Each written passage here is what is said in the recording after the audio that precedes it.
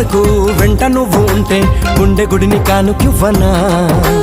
ఎన్ని జన్మలైనా నువ్వు తోడు ఉంటే అంతే చాలు నాకు ప్రియతమా. మళ్ళీ పుట్టుకంటూ ఉంటే నీకు ప్రేమ బంటునవనా. స్వర్గం అన్నదంటూ ఉంటే అది నీ గుండె వాకిలననా. ఒక్కసారి పిలిచావంటే కోటిసార్లు పలుకనా.